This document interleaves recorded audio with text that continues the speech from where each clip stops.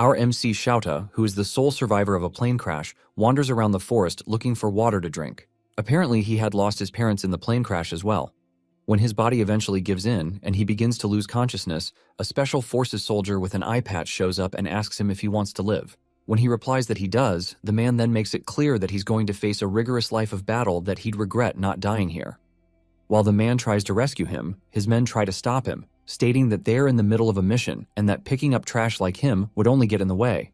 But the man gets furious and yells at them, telling them he doesn't take orders from people weaker than him. That was how Guzu Kyuhei, the captain, became Shouta's adoptive father. When they return to the base, Guzu hands Shouta a revolver and tells him it's his now. He explains to Shouta that he has to both live with it and die with it, but he knows that dying is still a long way off for him. Guzu gets him some food and water and tells him that when he's done eating, he will become a warrior, taking him by surprise. After the meal, Guzu reveals his plan to train Shouta relentlessly and turn him into a full-fledged warrior just within 5 years. Guzu is a combat professional conducting guerrilla operations worldwide. Just like he said, Guzu begins putting Shouta through various rigorous training sessions. He is taught martial arts and how to handle all kinds of weapons as well. Before he knew it, he had become so strong that no one in the unit dared to treat him like trash anymore. One day, during training with his old man, Shouta takes down a wild boar with a single sniper shot and eventually brings it back to the base. Learning about his plight, the rest of the men in the unit marvel at his undeniable talent, as he's only 10 years old. Some even remark that he might actually have more talent than the captain, who is rumored to be able to shoot a deer's right eye from a kilometer away. 12 years later, in an enemy camp, the ops are seen talking about the appearance of a certain dangerous mercenary called Crimson. According to them, Crimson is rumored to be a master sniper who can shoot the left eye of a mosquito from 2 kilometers away. With someone like that against them, they realize they might be cooked. One of the recruits, who doesn't believe such a thing is possible, disagrees with the rumor, but then the unexpected happens. A sniper bullet gets lodged into his skull from nowhere, driving the whole camp into pandemonium. Apparently, they happen to be deep inside their army territory, so they believe there should be no way for an enemy to infiltrate. All of a sudden, another shot is taken, and this time the general gets killed. Meanwhile, Crimson, who happens to be Shouta, is seen having a good time on a distant skyscraper as he wipes out the entire camp. He had been given the mission to kill the general and cause the unit maximum damage for 50,000 euros. When he decides to head back to report to his old man, a nearby enemy unit spots him and starts charging at him immediately. He's then forced to bring out his revolver to take care of them. Seeing the revolver, the men mock him, calling him a novice, but little do they know the 3 advantages that the revolver has over other weapons. Firstly, it doesn't jam. Secondly, it can use large caliber bullets with high power penetration. And thirdly, it has received the divine protection of the goddess of the battlefield. With just 3 shots, Shouta asserts his dominance and wipes out the entire unit. He's then rescued from the scene by Guzu with a chopper. On the chopper, Guzu congratulates him for killing his 3rd general in the war, but announces that he has a new mission where Shouta is expected to go to Japan. As expected, Shouta assumes that it's probably an assassination mission involving the prime minister or someone else of a high caliber. But the old man interrupts, telling him he's going to be teaching in a prestigious high school. Since Shouta can fluently speak 5 languages, Guzu tells him his mission will be to infiltrate the school as an English teacher. A short while later, a fake ID is prepared where he's given an undercover name. He then boards the plane to Japan, wondering what kind of obstacles he'll meet this time. Arriving in Japan, Shouta stops by to get some food at a convenience store. He's pretty impressed by the taste, hygienic packaging, and most importantly, the cheap cost. But what strikes his attention the most is how peaceful the place appears to be. Looking around, all he sees are people going on dates, picnics, or just having fun in general. He then wonders what mission could be waiting for him in such a peaceful country. After eating, Shouta heads to the safe house that was prepared for him. Getting to high-class residential area, he finds his apartment within a skyscraper and is impressed with the looks. The apartment also happens to be close to the school he has been sent to teach at. When he gets in, Shouta notices something unusual, but decides to sit down anyway. Shortly after, a man comes charging at him from behind with a knife. Thanks to his sharp observation skills, Shouta can detect him on time. He picks a bottle of water and throws it at the man to disrupt his field of vision. He then punches him straight in the face to the man's surprise. Not relenting, the man still attempts a full swing, but Shouta evades it easily and knocks off the knife. Seeing his raw physical abilities in person, the man confirms for a fact that he's the well-rumored Crimson. Shouta then grabs the man by the throat, asking who he is. The man surrenders himself easily, stating that he must have overestimated himself to think he could beat the legendary Crimson alone. Shouta, feeling cocky, tells him he should come with a team of 5 next time. All of a sudden, a young lady shows up behind him with a pistol aimed at his head, ordering him not to move. Xiaota, who doesn't seem the least bit surprised, just casually tells her the hammer is not cocked, causing her to get flustered. He then turns around and grabs the cylinder in an instant, telling her to be more careful next time. The lady thanks him for the tip, but tells him she would be needing it as all they're here to do is provide rear support for him. They then officially introduce themselves as Ulfheim and Maylene. Ulfheim will be infiltrating the academy as an art teacher to provide support to Xiaota and help him get settled into the culture. Maylene, however, will be infiltrating as one of the students to equally render support from the shadows. Xiaota then reveals that he had sensed their presence the moment he walked in and had just waited to see what they were made up of. He asks if they purposely made their attack cheap just to check him out, but the duo's spirits get shattered as they were really trying their best. When they ask if he has any questions, Xiaota asks how Maylene thinks she can pull off a teenager look when she's clearly in her 20s, pissing her off in the process. She then explains that since her skin is flawlessly smooth, she wouldn't really stand out in the midst of the Japanese high school girls. Ulfheim cuts in, telling her to stop glazing herself, and she ends up snapping again. The duo then later decides to brief Xiaota about the mission. The goal is to infiltrate the academy to protect Sakurako Kujo, the daughter of the president of a global military corporation, who attends the school. It happens to be a hidden Japanese military corporation that is known for developing war equipment from rockets down to ammunition. The corporation is said to be using neighboring countries as detours to evade the country's arms export principles, which wasn't really an issue as long as it was limited to the West. But they received reports that President Kujo had started funneling the products to communist countries, which would eventually lead to world destruction. Since organizations from all over the world are now interested, they are most likely going to try to use his daughter as leverage on him. That's why someone as skilled as Xiaota was hired to monitor and guard her from these unknown people. Xiaota is expected to also sweet-talk Sakurako to get information about the arms export so he can outsmart the other forces, but that would be a serious problem, as bro has zero riz. Maylene then comments that his majestic and nonchalant looks should be able to make her fall for him naturally. The following day, following the intel he has received about the target, Xiaota gets on a bus, where he meets Sakurako. When the bus takes off, Xiaota notices Sakurako acting strangely, so he assumes that she's probably running a fever, or some kind of virus. When he communicates with the rest of the team through this hidden communication device, asking if he's to send her back home, they point out that he's not in any position to even do that to a stranger. Ulfheim, who is monitoring the whole incident with a surveillance drone, points out that rather than fever, Sakurako is just embarrassed. Apparently, she's being molested by a much older, perverted man from behind in the bus. Xiaota then realizes that this is probably part of his guard duty as well. After cupping enough of her dump truck, the man, however, decides to take things further by groping her milkers. So Xiaota intervenes. Like the knight in shining armor Sakurako wished for, Xiaota grabs the man's arm and twists it till it almost gets to a breaking point, causing him to scream in pain. After reprimanding the man, Sakurako thanks Xiaota for helping her out, and he brushes it off easily. He then tells her she needs to fight back, as she won't get help like that on a battlefield. Hearing his corny sentence construction, Ulfheim and Maylene wonder if Xiaota has really never spoken to a girl before. Shortly after, the bus makes a brief stop, so the man storms out and starts running away. Not wanting him to escape, Xiaota chases after him and eventually catches up to him in an abandoned alley. While the man realizes he can't run anymore, he brings out a stun gun and threatens to use it on Xiaota if he comes any closer. To his surprise, Xiaota grabs his hand before he realizes it and slams him into the ground in less than a second. He then tells Ulfheim to contact the police. Ulfheim seems against the idea, as they're meant to be undercover, but when Xiaota reminds him that he's an assassin, he agrees to it. After taking care of the issue, Xiaota arrives at the school and realizes how much time has passed. Since he had been delayed intensely by the police after handing over the molester, there was nothing he could do about it. Ulfheim instructs him to report to the principal immediately, but is completely blown away when he finds out that Xiaota doesn't even know what a principal is. Since he was raised by South American guerrillas, he never attended anything resembling a school. However, Maylene, who is already settled in her class, explains through her own discrete communication device that a principal is like a colonel in the school setting. Hearing that, Xiaota realizes how important such a person must be. He heads over to the office immediately to introduce himself officially. When he gets there, he's quite surprised as the person he meets doesn't seem like a colonel in any way. The principal welcomes him warmly and remarks on his good looks. While Xiaota tries to figure out what skills the principal specializes in, the old man reaches into his breast pocket for something. Xiaota immediately assumes the worst, so he reaches for his gun as well. Thankfully, Ulfheim and Maylene can stop him in time from causing huge havoc. From his pocket, the principal brings out a Japanese business card, which he hands over. Xiaota accepts the business card wholeheartedly as the principal introduces himself officially to him. He equally introduces himself and apologizes for coming late, but the principal tells him not to worry about it.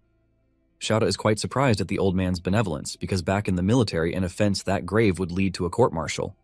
The old man then explains that he received a report from the police about the situation he handled, so he commends him for his brave act. He then assigns Shouta as the assistant homeroom teacher for Class 2B, which Sakurako and Mylene happen to be attending. While leaving the office, Shouta accidentally refers to the principal as Colonel, taking the old man completely by surprise. On his way to the classroom, Ulfheim is forced to confirm that the only weapon on Shouta is his revolver. When Shouta finally arrives at the class entrance, Mylene instructs him to come in and ensure he acts like a teacher. Shouta then opens the door and prepares to face an obstacle he has never faced before: students. Walking into the classroom, Shouta draws the attention of the students for so many reasons. While the girls fawn over his aura and good looks, the boys, however, are visibly disappointed because the teacher turned out to be a man. The girls immediately start bombarding him with questions ranging from his favorite food down to the kinds of women he dates. Mylene knew Shouta was going to be popular with the students, but even she didn't expect this level of attention. Thankfully, Sakurako, the target, happens to be among the girls fawning over him. When Mylene finds out, she discreetly communicates about it, telling him to find a way to use it to their advantage. But before then, Shouta still has to introduce himself to the students. Facing the students, Shouta talks with a very calm voice, introducing himself as their assistant homeroom teacher and new English teacher. He also specifically mentions that he can speak 5 different languages, asking whoever is interested in learning to come see him during break time. As expected, the girls give in to his charm, openly expressing how much they like him. Meanwhile, a male student who happens to be infatuated with Sakurako is seen beaming with jealousy at the sight of her blushing at the new hot teacher. The homeroom teacher seems quite impressed by his qualifications as well. When she asks what his hobbies are, Shouta thinks about sniping, but he knows he can't say it. He then states that his main hobby is weight training, striking the students' interests even more. However, one particular chopped male student burns with so much hatred and jealousy. Apparently, he had told his classmates his hobby is weight training as well, but they only laughed at him. Seeing them give a different kind of reaction to the attractive teacher becomes too unbearable for him to take. He wraps a huge piece of paper and throws it at the professor with immense force, determined to make him lose some aura points. To his surprise, Shouta, who had already turned around, catches the paper just before it touches the back of his head. He then casually drops it in the trash can, making the girls trip even harder. During the break period, the girls scatter around the school in search of Shouta but can't seem to find him anywhere. Like the other students, Sakurako also wants to talk to Shouta, but for some more personal matters. When Mylene finds out about this, she contacts Ulfheim, asking to know if he has surveillance on Shouta, as she equally can't find him. After searching for a while, Ulfheim finds him, but not in a peaceful condition, so he alerts Mylene about it. Both of them then rush to the location to find out what is going on. Meanwhile, behind one of the buildings in the school, Shouta meets up with one of the students, who had invited him out to discuss matters about Sakurako. Seeing the student with a baseball bat, he gets confused and asks if the student is in the baseball club. Pissed, the student replies that he's in the go-home club. Clueless as ever, Shouta gets even more confused as he asks if such a club really exists, causing the student to lose more patience. The student then tells him he doesn't like him because of the way Sakurako looks at him, mesmerized. Shouta replies that he doesn't know how she sees him, but he'll be taking his leave as he has no intentions of playing baseball. Just like that, the student snaps and charges at him with the bat, openly declaring his intentions of bashing Shouta's head in. When he takes the first swing, Shouta dodges it easily and tells him he's out of range. The student gets furious and takes a couple more swings, but Shouta keeps lecturing him on how to swing properly as he evades them. He eventually gets tired of playing around, so he knocks the student out with a gentle palm to his forehead. Ulfheim and Mylene then arrive at the area and are shocked to see that, apart from the previous roller coaster of events, Shouta has also beaten up a student on his first day. Shortly after beating up the student, Shouta carries him on his shoulders to the school infirmary. Walking through the hallways, the present students are astonished to witness what's going on. Some of the students identify the student as the delinquent from Class 2B and assume that he probably got hurt while messing around. However, the female students around wonder who the hot teacher is. Ulfheim and Mylene, who accompany him, try to downplay the whole situation, announcing to the students that the delinquent simply fell and passed out. When they get to the school clinic and place the delinquent in the bed, Mylene asks if he has any idea of the situation he just put them in. Shouta replies that it's similar to the one time he tried to take his old man down and got his butt kicked. That's when they realize just how far gone Shouta is from a normal life. All of a sudden, the health attendant arrives with the principal, gasping heavily for breath. They had received reports from numerous students about the situation, so they had to verify it. While the health attendant checks his condition, the principal asks about what happened. Mylene then immediately responds that the student had slipped on a banana peel and passed out from hitting his head on the floor. She explains that Shouta just so happened to find him in that condition, so he had carried him all the way to the clinic by himself. The health attendant then cuts in that the injury doesn't seem like a banana peel-inflicted movie and that they can't fool him. The geezer begins a boring game pep talk about how he has been a nurse for 40 years and how he also happens to have a black belt in karate. He then concludes by stating that the student appears to have been hit with a palm strike by somebody. He turns to Shouta and straight up accuses him, as he looks like someone with martial arts knowledge. The principal, however, is in utter disbelief, hearing the accusation, but he patiently waits for Shouta to deny it. The geezer, however, then presses on, telling Shouta to confess before the student wakes up. Seeing how badly things are turning out, Mylene discreetly communicates with Shouta, telling him this is not the time to be calm, as he could really get fired if the truth comes out. However, Shouta simply responds that there's no need to panic, as he knows it won't turn into a major event. Besides, he believes he'll still be able to protect the target, even if he gets fired. Suddenly, the student wakes up screaming and checking if he's still alive. He then shortly recognizes the environment as the school clinic. When the health attendant asks if Shouta was the one responsible for what happened to him, he considers exposing him, but decides to keep quiet for some reason. The old man interprets his silence as intimidation, so he proceeds to call the police to report the case as assault, but to his surprise, the student stops him. He then tells him he sustained the injury from falling and that they shouldn't make a big deal of it.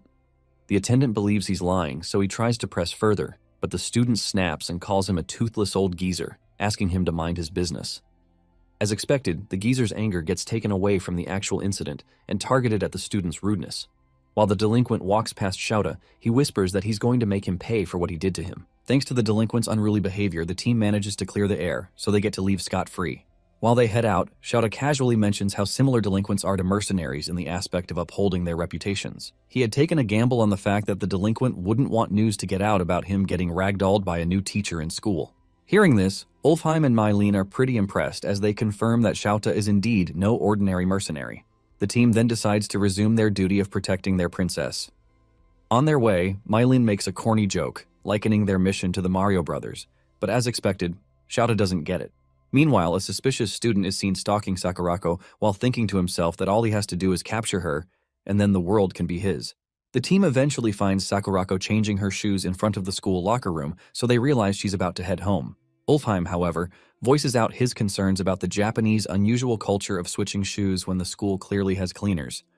But Mylene teases him about it, calling him ignorant. Both of them then get into a squabble as they begin calling each other names. While Sakurako heads out, Shouta notices something unusual, so he orders Ulfheim and Mylene to freeze.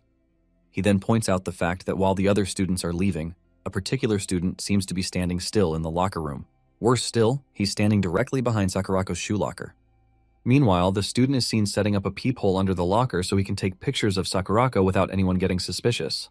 While Shouta tries to call out to him, the creepy student picks up her indoor shoes and begins to sniff them like his life depends on it. Seeing this, although Sakurako is still suspicious, the other two understand the situation, so they ask him to leave the student be. They explain that the student is simply a pervert, popularly known in Japanese as a hentai.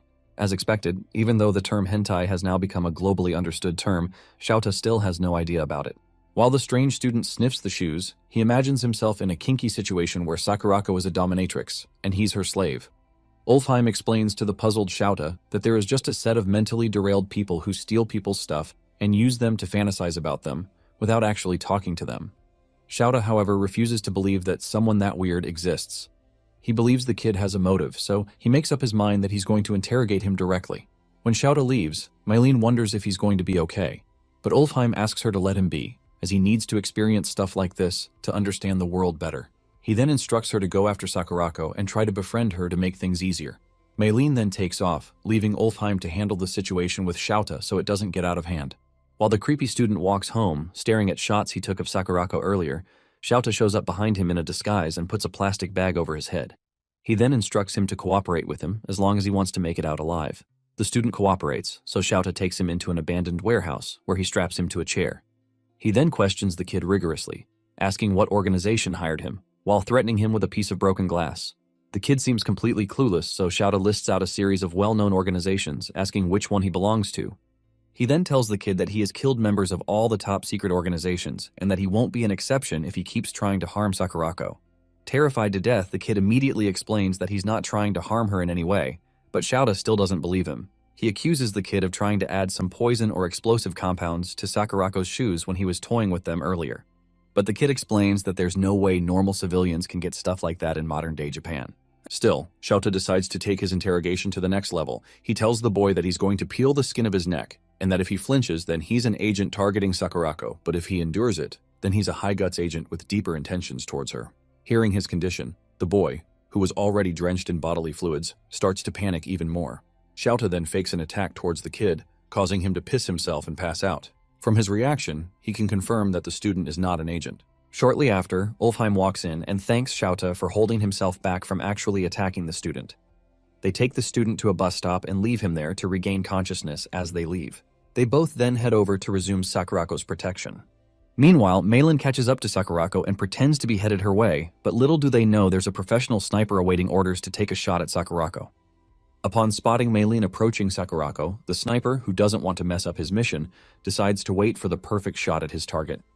Meilin, on the other hand, who is oblivious to what's going on, chats with Sakurako, asking about makeup and whatnot. She introduces herself as a foreigner currently studying in Japan.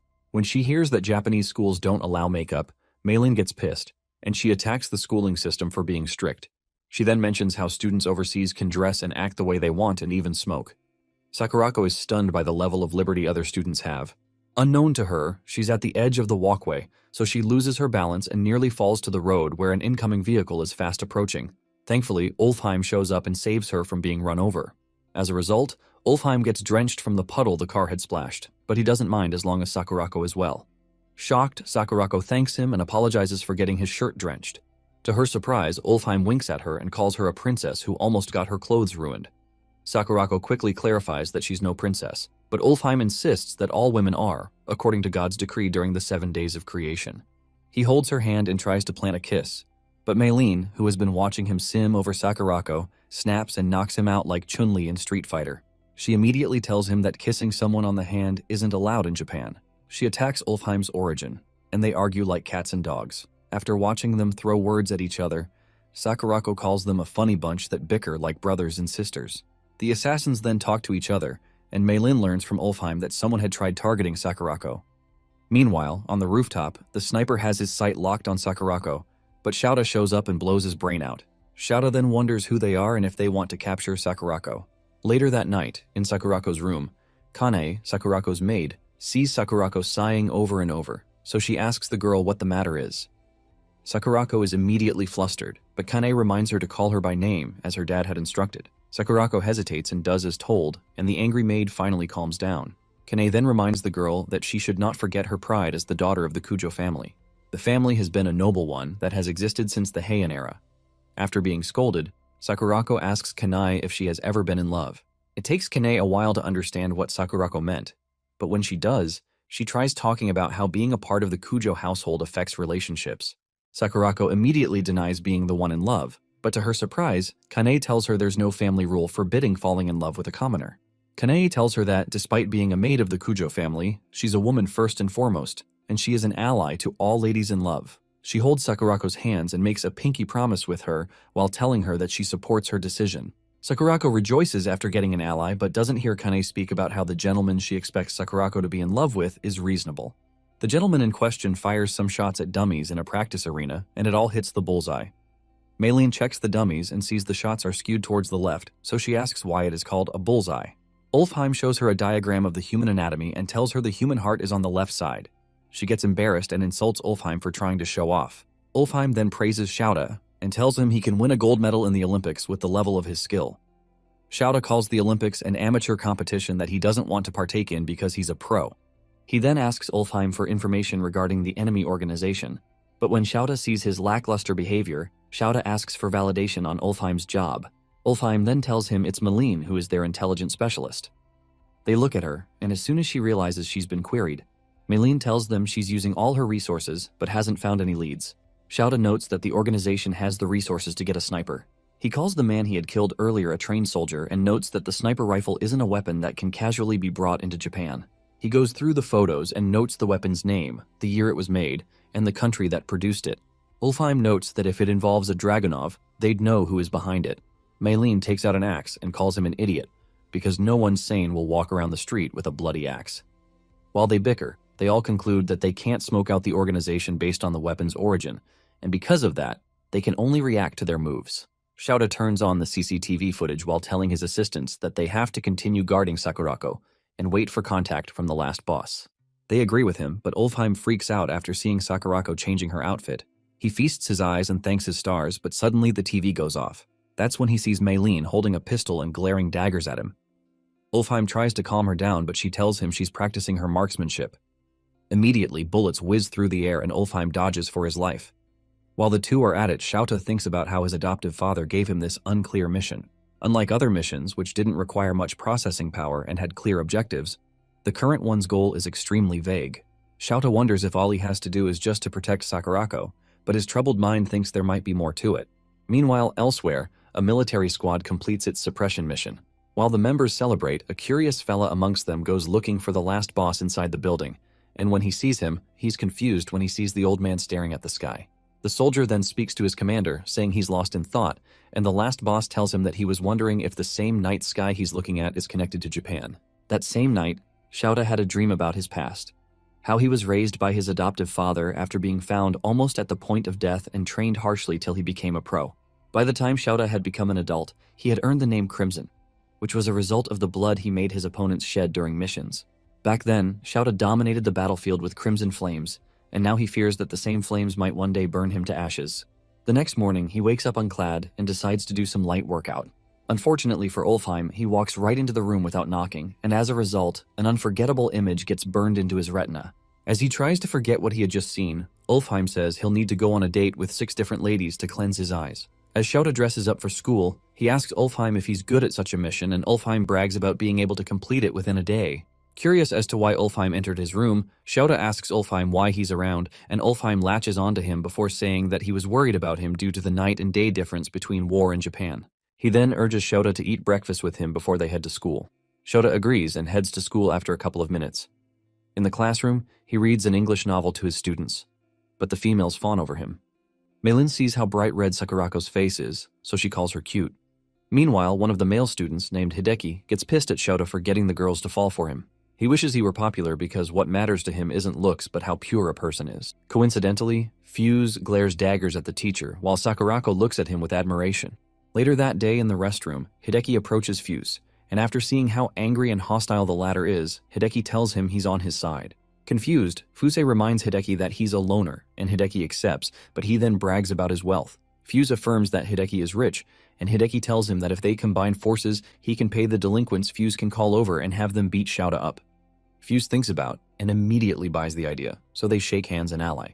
Immediately, Fuse contacts delinquents all over the city and promises to pay them for the job, so they hurry over in their vehicles, feeling excited about their mission. The following day, as Sakurako gets down from the bus and walks to school, the students adore her beauty. Meanwhile, in a bus parked not far from their school, Ulfheim and Meilin monitor Sakurako with one of their drones. There, Ulfheim praises Sakurako's beauty, and even Meilin had to stylishly admit that Sakurako is above her. Although her use of grammar gives her a false hope that she stands a chance, Ulfheim breaks her bubble, and they almost get into a fight. Confused, Ulfheim asks why Sakurako acts carelessly because by all standards, she's supposed to be guarded and not walking alone to school. Meilin squarely reminds him that it's the reason they are employed, but Ulfheim reminds her of how powerful people have envoys. Realizing what he means, Meilin then explains that it's Otori Academy's rules that forbid students from commuting to school in vehicles. The school doesn't allow classism, and all classes of society attend. Meilin tells Ulfheim that the school motto is independence and self-reliance, but Ulfheim takes it as an instruction for the rich students to learn from the commoners. Meilin then continues by explaining that Sakurako's dad initially wanted his daughter to attend an all-girls school till university, but the young lady insisted on going to Otori. While watching Sakurako, Ulfheim says she captivates every man around her by walking. Meilin then tells him it's the same for Shouta. They watch Shouta walk to the school and see as many girls fawn over him. Ulfheim stares at the two popular figures and says they could have been a royal couple had they been in a different time. Meilin partly agrees, but then notes that trouble always looms whenever a prince and princess fall in love. She instructs Ulfheim to point the drone's camera ahead of Shouta, and when he does that, they see Fuse with a group of delinquents standing in Shouta's way. Fuse mockingly greets Shouta, but Shouta casually replies. The boy gets pissed at his teacher's behavior, but it still stands as a hindrance. Meilin and Ulfheim, who observe through the drone, indirectly call Fuse a caveman for showing up with reinforcements after Shouta had previously floored him. Ulfheim then tells Meilin that there's a problem, and it is that numbers don't matter before the legendary Crimson. Since Shouta got the message, he pulls off his tie and asks Fuse to follow him somewhere quiet. Fuse agrees and they go to the riverbank. There, Fuse cockingly declares that they outnumber Shouta 20-1. He believes Shouta doesn't stand a chance due to the difference in numbers, so he gives the teacher the option to cry and apologize, and that way he may be spared. To their surprise, Shouta gives them the same condition and then reminds them that he wishes they didn't fight because he's their teacher. They laugh at him and conclude that Shouta isn't good at math. With 2 words, Fuse orders the delinquents to fight Shouta. They immediately rush at him, but he folds them and whoops them like it's a walk in the park. The others get terrified as he perfectly knocks down their comrades. They say Shouta isn't human, but Shouta assures them that he is. But he was simply trained on the battlefield. As he strikes most of them down, the others panic and yell that they weren't informed beforehand about how strong Shouta was. Fuse gets mad at them for failing to take down one man, so he yells at the bikers to run Shouta over. One of the delinquents immediately starts his bike and charges right at the English teacher. What happened next shocks everyone watching, as they did not expect Shouta to step on the bike and kick off the rider like a ball. He picks the bike up and sits on it. Fuse loses his fuse and yells at the others to attack Shouta, but Shouta shocks him by driving straight at him like a raging bull, but then momentarily stops inches from his face. Fuse sweats buckets and falls to the ground, but still tries to act tough, so Shouta tells him to thank his stars that the Japanese bikes have well-built security systems. The teacher then asks them if they still want to have a go at it or not. On hearing this, the delinquents think about it for a bit before making the wise decision by bidding Fuse farewell and running off. Fuse is shocked by their behavior, so he orders them to come back, but they shut him up and call him a coward for not fighting. The other boys who stick around advise Fuse to give up since they never stood a chance when they were about 20 compared to now. Frustrated, Fuse grits his teeth and then yells at Shouta, calling him a fighter. Shouta calmly replies to him by asking what Fuse wants, then calls him a coward. Fuse then admits that Shouta is good at fighting, but then asks if he has guts. Shouta asks him what he means, and Fuse tells them to settle it with a chicken race. He gets on another bike to challenge Shouta in the game, whereby the first person to apply the brakes between them as they drive towards the wall loses. Maylin gets mad after seeing Shouta agree to such a ridiculous game, so she asks Ulfheim to connect her to him. Immediately as the connection is made, she asks him if he seriously wants to take up the challenge, and Shouta affirms. She then asks him if he's dumb because he can easily solve the matter by beating them to a pulp. She then asks him what he'll do if, by some chance, he loses the chicken race. Shouta plans to find out when he crosses the bridge. With that, he disconnects the audio. Maylin yells at Ulfheim, saying that Shouta has violated orders. She worries about what the boss will say if he finds out. Maylin then asks Ulfheim to turn back the audio, but to her surprise, he refuses. She snaps at him and hits him for being so stupid, but Ulfheim tells her that Shouta would never lose. The day Shouta knocked out Fuse when the brat tried attacking him, Shouta carried the boy back to the infirmary. Then, Ulfheim had asked Shouta why he was being too nice to the boy, so Shouta narrated how he had a soldier much younger than him join his unit when he was fighting in the jungles of South America. Despite the boy being very young, Shouta and the last boss had allowed him to participate in the war because the boy needed to feed his family. Back then, Shouta had grown close to the boy and tried teaching him Japanese. Unfortunately, the day after he taught the boy how to say goodbye in Japanese, the little soldier was killed in action. Now, the reason Shouta had decided to help Fusey was that he looked just like the fallen little soldier. As Ulfheim watches them about to race, he sees Shouta smiling after being trash-talked by Fuse, and notes that Shouta might be better suited as a teacher than a mercenary. Rain starts falling at the venue, and as they rev their bike, preparing for the race. The referee announces that they are to take off as soon as the can he throws hits the ground. Maylin has a bad feeling about the race, but Ulfheim calms her down by saying Shouta is a teacher after all. She refuses and says he's just a legendary mercenary. Still, Ulfheim supports Shouta and tells her that Shouta might become a legendary teacher. Curious, he anticipates the outcome of the race. A few seconds later, the referee throws the empty can into the air, and as soon as it lands, the bike riders kick off. Shouta outpaces him and accelerates towards the wall. Fuse also picks up speed, and it has his henchmen worry about him. Still, Shouta doesn't waver and doesn't reduce his speed despite the wall getting closer than ever. Seeing this, Maylin freaks out, knowing that if they crash into the wall at that pace, Fuse will die. Ulfheim, on the other hand, commends Fuse for being gutsy, but Maylin worries about Shota's teaching career because if he gets Fuse killed, that'll be the end for him. Ulfheim, on the other hand, says that can only happen if Shouta abandons the boy, but he is sure Shouta won't do such a thing. As they approach the wall, Shouta glances at Fuse and sees the boy risk his all just to save his face in school. At the last minute, Fuse applies his brakes out of fear of being turned into mashed cheese, and immediately Shouta intervenes by leaping off his bike and saving the boy. He acts as a meat shield while falling to the ground and protects Fuse from being grazed. The bikes, on the other hand, slam into the wall. Shouta then gets up after sustaining an injury on his forehead and asks Fuse out of concern if he's okay. Fuse wakes up and sees he's safe, so he assesses the situation and realizes that Shouta had saved him. Shouta observes him and relaxes after seeing that Fuse isn't hurt, so he walks away. Utterly confused, Fuse asks Shouta why he saved him, and Shouta should have left him alone. Shouta then realizes that the reason Fuse has been acting this way is that he is always alone. The boy grits his teeth from the impact of Shouta's words and tells Shouta not to pity him. Fuse then recalls how his parents didn't care for him, and he had to fend for himself in such a lonely world. Shouta approaches him and tells him that in the world he knows, children aren't left alone because they are also valuable combat assets and labor forces. He explains to Fuse that he has lived in a world where a child's life is as light as a feather, but it's a problem for Fuse, who hasn't reached out to all these while. With that, Shouta stretches his hand at Fuse, and the boy is shocked to see someone show concern about him. Shouta then tells Fuse that he isn't alone, and if he ever feels like lashing out or getting pissed off at something, he should come to him. And if it's a fight, he'll take Fuse in as many times as he wants. The boy bursts into tears, and then shakes Shouta, agreeing. At this point, Maylene admits she's amazed by Shouta's hot bloodiness. She agrees, just like Ulfheim, that Shouta isn't acting out of character. Outside, as Shouta and Fuse leave the riverbank, Fuse confirms that Shouta just moved to their town, so he offers to lend a hand to Shouta in case he needs anything. Shouta agrees by using weird terminology, and the boy struggles to grasp what he's saying.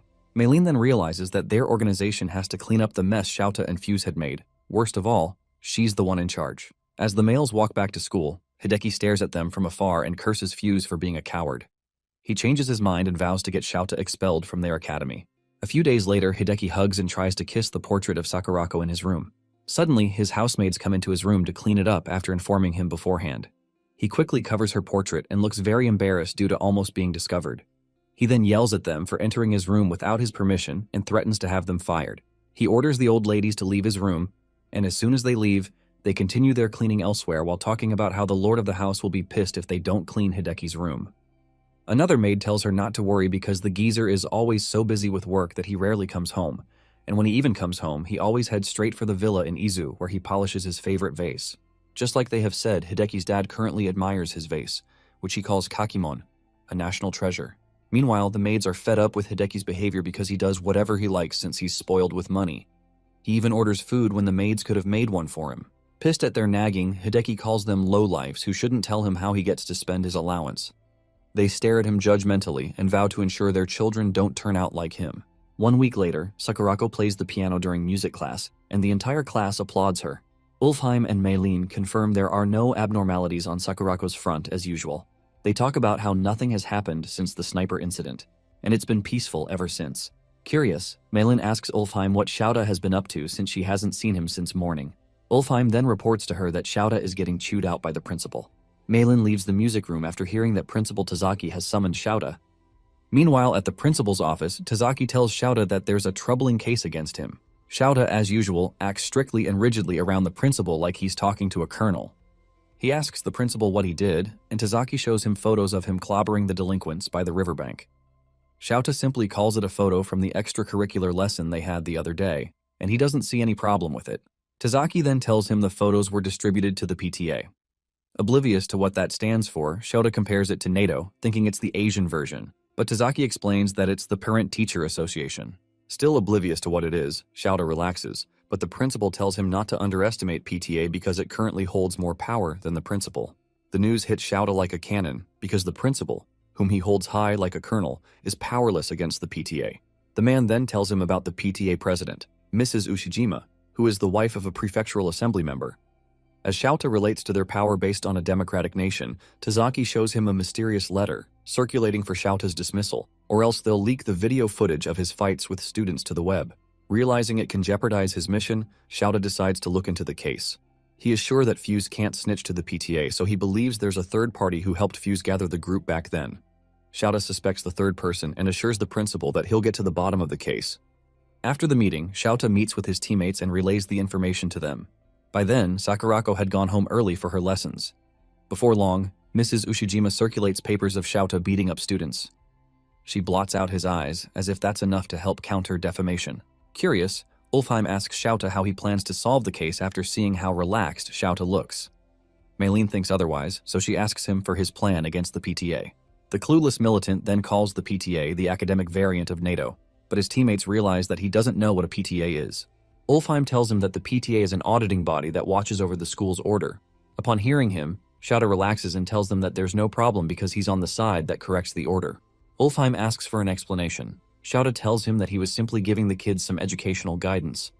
Mylene doesn't fully agree with him, and she reminds him that there were lots of injuries. She tells him it isn't some hot-blooded teacher drama, and they aren't in that kind of era anymore. Ulfheim then tells her that he simply has to create Shouta's era. They talk back and forth till Ulfheim asks her if she's gotten the intel on who is behind the whole incident. Mylene smirks and affirms she has found the culprit. She shows them photos of Hideki Mogi, a rich bozo who set up the whole ordeal and filmed it to try to trap Shouta. Ulfheim asks for Hideki's motive, and Mylene tells him that Hideki has a crush on Sakurako, so he must have hated Shouta, who is popular with the ladies. Ulfheim sees how troublesome the situation is because he can't get to correct Hideki like the usual delinquents, since the boy will hold a grudge against him if he tries it. Mylene agrees with him but notes that they have to solve the case. They ponder on the matter, and to their surprise, Shouta, who has been quietly reading through a report, closes the book and tells them he can solve the problem within 1 or 2 days. They curiously ask him for the details, and he tells them. That same evening, Hideki confronts Fuse for failing to get rid of Shouta despite paying him handsomely. He gets mad at Fuse for wagging his tail at the teacher, but Fuse tells him that Shouta isn't a bad guy. Hearing Fuse speak positively about the teacher makes Hideki furious, so he tells Fuse to snap out of it and tells him they aren't in a soap opera. Hideki then shows Fuse the article he had published and says it's only about time before Shouta gets fired. Fuse looks at the article and then tells Hideki that it's pointless to talk to him. He pats him on the shoulder, and as he walks away, he tells Hideki that he hopes he can change someday, and when that time happens, they should go to the arcade together. Hideki stomps his foot angrily after hearing Fuse back out and calls the boy a coward. He calls Fuse a pauper who is just after his wallet. Left alone, Hideki notes that everyone is dancing to Shouta's tune because of his good face, so he plans to make the teacher taste hell. Later that night, the 3 agents drive through the city in a disguise, and they have Hideki, who is in tears, bound and gagged.